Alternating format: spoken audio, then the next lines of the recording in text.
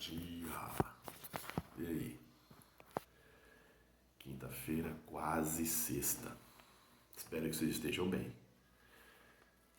Na aula passada, que por acaso foi ontem, eu acredito que eu não corrigi os exercícios das páginas 332, né, da aula 47. Não, né? Então nós vamos fazer agora. Então 332, a primeira fala sobre o DIP, controlar a produção cultural do país. O que está incorreto? Bom, incorreto já é a letra A. Reprimiam manifestações culturais das periferias urbanas que exaltassem Vargas. Se exalta, fala bem. Se fala bem, então tá ótimo. Então não é, então essa está errada, portanto é isso daí. E as outras? Exaltavam a harmonia social brasileira resultante da... Então, nada de luta de classes, harmonia. Incentivavam o discurso nacionalista, censuravam produções artísticas. Parabéns. Que falassem mal do trabalhismo, tá? Então, A tá errada. A 2, vamos ver quais são erradas aqui, né? Sobre o Estado Novo. O Estado Novo contou com forte apoio das oligarquias estaduais, da Igreja Católica e de setores da esquerda. Já está errado. 2. O novo modelo de Estado, inaugurado em 1937, foi uma quebra da normalidade. Isso. Foi um golpe também, né? Plano Cohen. E se legitimou através de uma Constituição que tinha explícito conteúdo autoritário. Verdade. Então 2 está certo. 3. O Estado Novo foi um período marcado pelo autoritarismo, com intensa propaganda política estatal, controle de informações, proibição de organizações políticas e repressão policial. Também está certo, por isso que era uma ditadura. E 4. O Estado Novo se caracterizou por um esfriamento das relações diplomáticas entre Brasil e Estados Unidos. Não. E alinhamento com os fascistas. Não. Apesar de ter perfil fascista, quando surge a guerra, nós vamos ver isso no outro capítulo, ou na outra aula, o Getúlio Vargas fica dos dois lados ali, né? Os Estados Unidos, a Alemanha, mediante ações da Alemanha e empréstimos norte-americanos, o Brasil saiu da neutralidade e optou pelos Estados Unidos. Então está errada essa. A correta, então, 2 e 3, alternativa C, de caminhando e virando a página. Aula 48. A Era Vargas, transformações econômicas.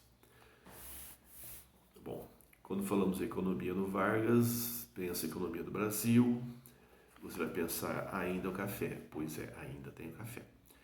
Então podemos dividir aqui em 4 momentos dessa economia. O primeiro é esse, recuperação do café, que nós já vimos. Porque recuperar o café não é só recuperar São Paulo ou Minas. Era o produto principal que nós tínhamos até então. E também era uma forma de fazer essas oligarquias se aproximarem de Vargas, mesmo que subalternas a ele. Mas tínhamos aquele plano, convênio de Taubaté, lembra? Emprestava dinheiro, comprava café e estocava. Vargas vai fazer quase isso. Não empresta, até porque 30 aqui, 29 foi a crise, então emprestar de quem, né? Então o governo emite dinheiro, compra o café excedente e não estoca, ele destrói. Joga no mar e a maior parte ele queima. Ou simplesmente queima, ou queima lá nas locomotivas. Combustível lá no lugar do carvão. Recuperou oferta e procura, recuperou o preço, parabéns. Mas tinha aí outro perigo, que não foi feito em Taubaté. Qual o perigo? de mais gente produzir. Vai ficar uma bola de neve de novo. Então ele proíbe isso. Não pode mais ficar produzindo mais café, a não ser quem já produzia. Então parou aí. E vai incentivar outros produtos. Aí entra a parte 2. Que outros produtos? Produtos também tradicionais, né? Da agricultura. O algodão, o milho. Aqui no segundo parágrafo nosso aí do resumo ele coloca milho, arroz, trigo, algodão, cana-de-açúcar, tá? E a pecuária. Portanto, nós até que recuperamos a nossa economia depois da crise de 29, antes do que vários países por aí. Você vai percebendo que até agora vimos vários problemas do governo Vargas, sobretudo no aspecto ditatorial, né? O governo Vargas praticamente caracterizado pelo trabalhismo e pelo culto a ele mesmo, né? E agora mas por que todo mundo gosta? Então agora algumas coisas que você perceba que foram dando certo. Então a economia dando certo é meio caminho andado, às vezes mais do que meio. Então a agricultura está bem. Essa aristocracia agrária vai se aproximando de Vargas aí.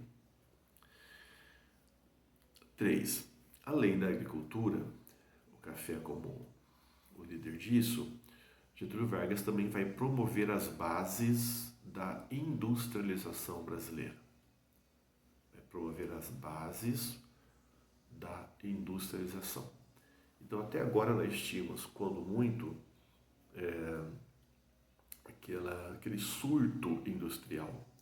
Agora nós temos um processo de industrialização, uma política de industrialização. Essa base parte de um governo que vai centralizar e vai intervir na economia. Então, nada de liberalismo. Então, a primeira característica dessa economia de Vargas é a intervenção na economia. Claro, não vai ser como lá os planos quinquenais do Stalin, porque aqui não se questionou a propriedade, tá bom? Mas o governo vai também fazer seu planejamento, seu plano quinquenal aqui. Bom, então essa intervenção do Estado na economia, esse incentivo à indústria, ele já fez isso quando mexeu com café, agora ele vai incentivar a indústria. Como que na prática ele vai incentivar, né? Fala, ei, vamos lá? Não, isso aí também, né? Mas não é só. Ele vai, sobretudo, ter dois momentos assim. Primeiro, protecionismo. Os capitalistas ficam falando que não pode ter, todos eles fazem. Então é o protecionismo, vamos proteger o nosso produto, a concorrência lá. Pá, já ajudou. E segundo, lembra que nós tivemos um surto industrial na Primeira Guerra Mundial. Mas depois não houve uma continuação daquilo. Então as indústrias que foram surgindo ali, elas ficaram sem desempenhar o seu potencial máximo. Fez o que deu. Então ficou uma capacidade ociosa significativa. É essa capacidade que Vargas vai pegar. Então aproveita essa capacidade ociosa das indústrias que já temos, já dá um grande salto e faz protecionismo. E vai incentivar, obviamente, o surgimento de outras indústrias. Quais as principais caras dessa indústria? Essa indústria nacional, privada, né? Ela vai estar sobretudo no ramo têxtil e na produção de alimentos. Terceiro item do esquema nosso, ramo têxtil, produção de alimentos. Portanto, ela está visando mais o mercado interno e não o mercado externo, porque nós sabemos que ainda esse período de 30, grande depressão, etc., exportar está muito complicado. Os países não estão comprando. Então, aqui, um crescimento, um incremento do mercado interno. A Segunda Guerra Mundial, ela vai, em algum momento, em algum aspecto, ela ajuda e outros não ajuda tanto. Mas esse modelo que nós vamos aplicar aqui no mercado interno e tal, é chamado de substituição de importações. Já tínhamos falado sobre isso também. Então você vai, aos poucos, ir substituindo aquilo que você importava. Ela tem um limite. O limite dela vai acontecer lá em 64, lá nos anos 60. Tá? Que é quando você precisa cada vez mais de modernidade. Você tem que importar máquinas, na verdade, para produzir as coisas. E aí vamos chegar num problema. Tá? Mas por enquanto ela vai dar muito certo. Porém, aqui também precisamos cada vez mais de máquina, precisamos de algumas coisas que às vezes importamos, mas nem sempre conseguimos. A tal da indústria pesada, né? Pensa em siderúrgica, né? Como é que você vai produzir o ferro? Esse tipo de coisa exige muito investimento e um retorno a longo prazo. O empresário nosso aqui, o privado, ele não quer investir tanto e quer retorno rápido.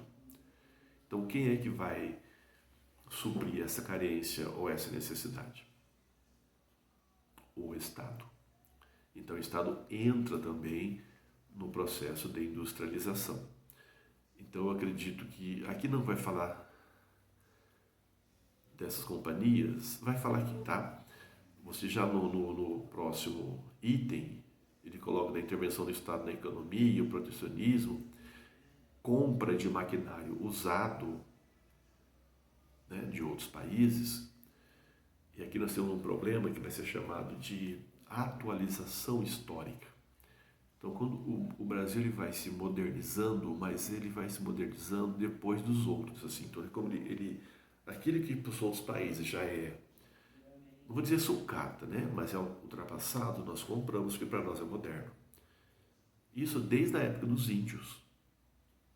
Os índios aprenderam a usar o machado de metal, mas eles não aprenderam a fazer o machado de metal.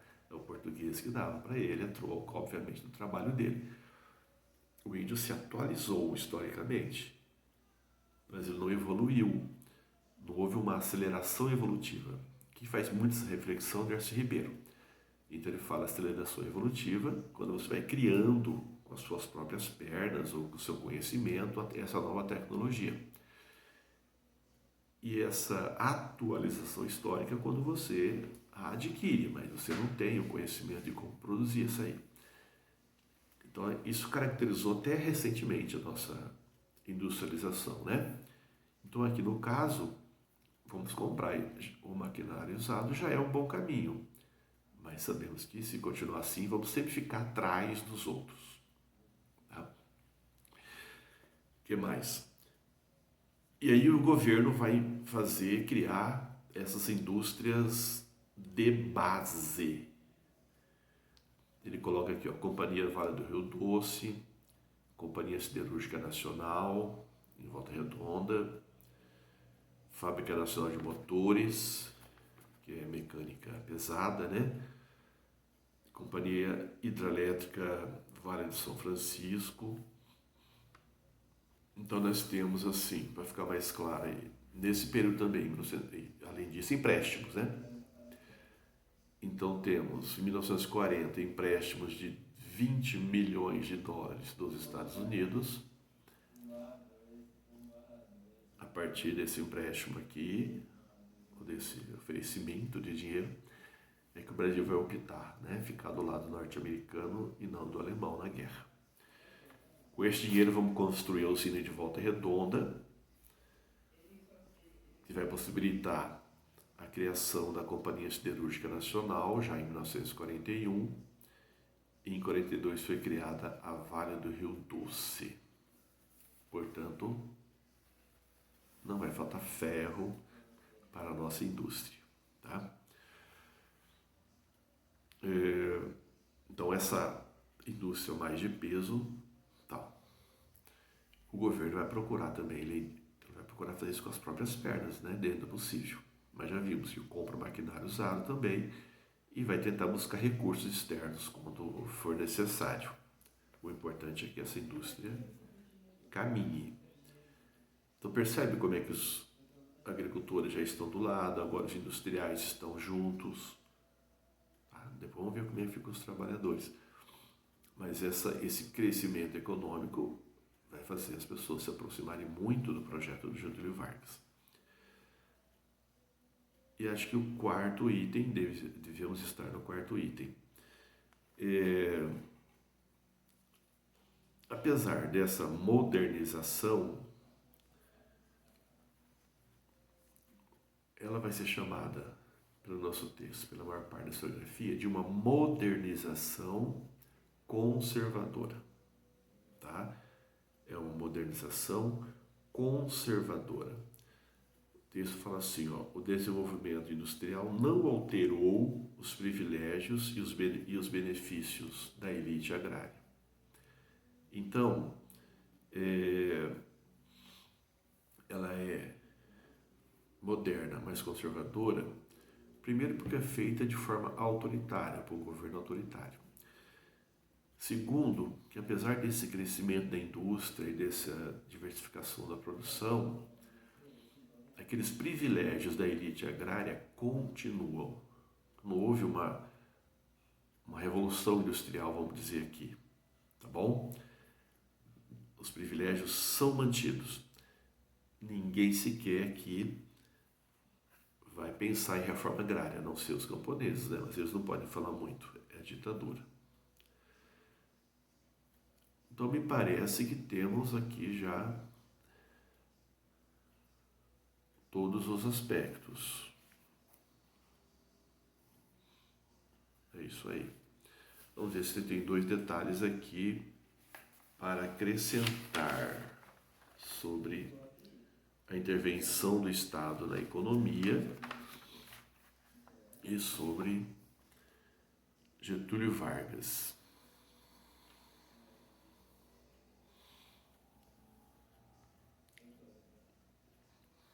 Não, vamos deixar essa parte aqui, é a parte da cultura e do trabalhador. Alguém pode perguntar assim, professor, mas peraí, então o Getúlio Vargas, o governo foi bom ou foi ruim? A ditadura foi boa? Né? Porque afinal de contas vai provocar uma certa harmonia, vai desenvolver economicamente, diversificou, modernizou mesmo, que de maneira conservadora, mas modernizou. Muitos vão defender que sim, muitos vão defender que não. Tá? Ainda falta mais acho que 2 aulas ainda para que a gente possa definir isso e você também. Mas vai percebendo que esses modelos de desenvolvimento baseado no autoritarismo, falta a eles uma palavrinha muito importante, que é a cidadania. Então, justamente por conta dessa ausência da cidadania, ou seja, de você participar do que acontece no país, aquelas coisas são impostas por alguém, é que vamos correr vários riscos depois. Inclusive, esse modelo vai ser, mais à frente, muito criticado. Vamos chegar ao momento da ditadura militar, né? Que também vai ter o desenvolvimento, mas também não vai ter essa questão da cidadania. Então, por enquanto, vai analisando. Vargas bom, Vargas ruim, aí depende ainda de 3 aulas, né? Depois eu falo o que eu acho, mas por enquanto vai fazendo a reflexão, tá bom? Aqui tem um exercício.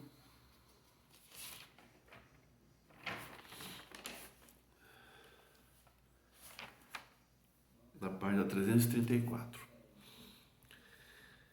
Em muitos aspectos, a era Vargas implementou mudanças no país em relação à Primeira República. Pois, então de cara já é a letra A. A letra A tem meu nome, né? Promoveu as bases da industrialização, acabamos de falar ali, né? Ao empreender uma política econômica intervencionista, protecionista, além de orientar sua política externa na busca de recursos para implantar empresas nacionais. Olha, essa é acertar lá facinho, né? não é a B por quê? A B fala assim: passou a tratar a questão social como caso de polícia, reprimindo organizações da classe operária. Isso aqui, caso de polícia, questão social, isso aí é lá na Primeira República, também chamada República Velha, portanto aqui não. Ó, associações e sindicatos, embora permitisse sua representação no Congresso, não. Os sindicatos foram permitidos e foram controlados. C. Estabeleceu-se um Estado federativo com bastante autonomia, não centralizado, controlador, nada de autonomia. A D. Política de valorização do café por meio da compra e estocagem dos excedentes, não é estocagem, destruição, queima. E a última, autorizou a pluralidade sindical, não a sindicato por categoria. Porém, os sindicatos ficaram atrelados ao Ministério do Trabalho, isso aqui já é verdade. Graças ao imposto de seus associados, foi instituído o imposto sindical, tá? Que é praticamente o salário seu do dia e é lá para os sindicatos, obrigatório. Tá? Reuniu patrões e empregados, então aqui também está errado. Né? Tinha o sindicato de patrões e o sindicato de empregados. A semelhança do fascismo, não também. Essa de que a ditadura... Não, tem mais um. Tem uma tabela gigantesca aqui e fala assim: observe a seguir e analise a produção agrícola brasileira nos 15 anos de governo de Getúlio Vargas, fazendo um balanço da cafeicultura em relação aos demais produtos. Bom, tem aqui vários produtos: algodão, arroz, café, cana, milho, trigo e as áreas de cada produto e tal. Então, o que você vai observar a partir, sobretudo, aí do café? Eu vou mandar uma foto aqui da sugestão de resposta, mas de cara você vai observar que na época Vargas aqui houve uma diminuição das áreas de cultivo de café. Nós falamos por quê já. E o crescimento das outras atividades, como arroz, algodão, cana. Também já falamos por quê. Então é só isso que você vai ter que escrever aqui, tá?